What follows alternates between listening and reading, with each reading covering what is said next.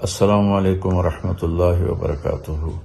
جی جناب محترم سلیم خان صاحب اور عزیزم سلمان خان، ارباز خان، غالباً ایک کا نام سہیل خان ہے، باقیوں کے مجھے نام نہیں آتے۔ میرا آپ سب فیملی کو محبت بھرا سلام ہو اور میری طرف سے آپ سب کو عید مبارک ہو۔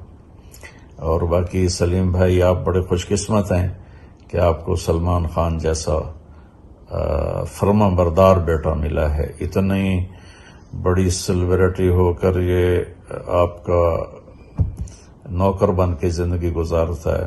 مجھے شعیب اختر نے سلمان بھائی کی 2 باتیں بتائیں، اس کے بعد سے میں ان کا فین ہو گیا ہوں۔ ایک یہ کہ اپنے ماں باپ کے بہت ہی فرما بردار ہیں اور ان کے آگے کھڑے رہتے ہیں اور چوں بھی نہیں کرتے، جیسے کہتے ہیں فوراً اس میں لگ جاتے ہیں۔ یہ جنت کا راستہ، جس نے ماں باپ کو خوش کیا اس کے لیے جنت ہے۔ تو آپ تو بڑے اعلیٰ درجے کے مسلمان ہیں۔ پھر دوسری صفت اس نے بتائی کہ اتنے بڑے سخی ہیں کہ جتنا جھوٹ بولیں وہ سچ ہے۔ تو مجھے اور سخی سے اللہ پیار کرتا ہے۔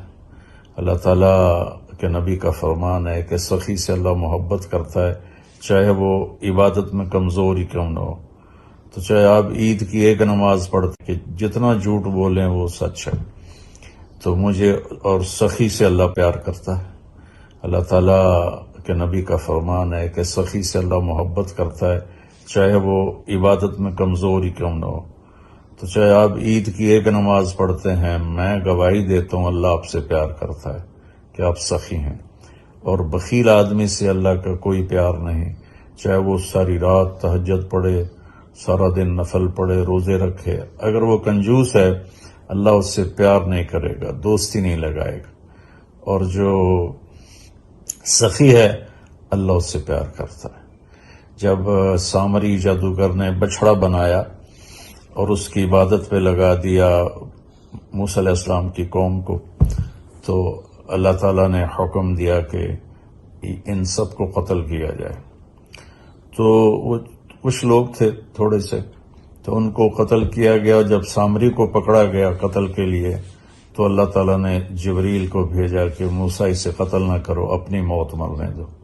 تو موسیٰ علیہ السلام نے عرض کی، یا اللہ یہ تو اصل مجرم ہے، اس نے بچڑے کی پوجا پہ لگایا۔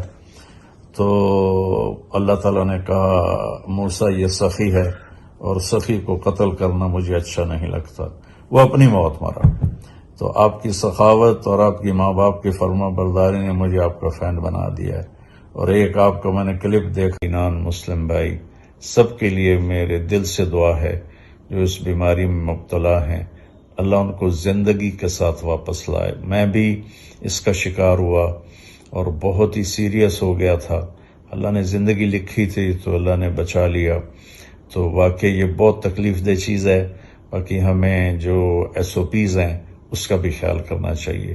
ہمارے نبی کا فرمان ہے کہ وبا والے مریض اور آپ کے درمیان 1 نیزے کا فاصلہ ہونا چاہیے، اور 1 نیزہ 6 فٹ کا ہوتا ہے، جو آج ہمارے پاکستان میں یہ SOPs میں کہا جا رہا ہے کہ 6 فٹ کا فاصلہ رکھیں۔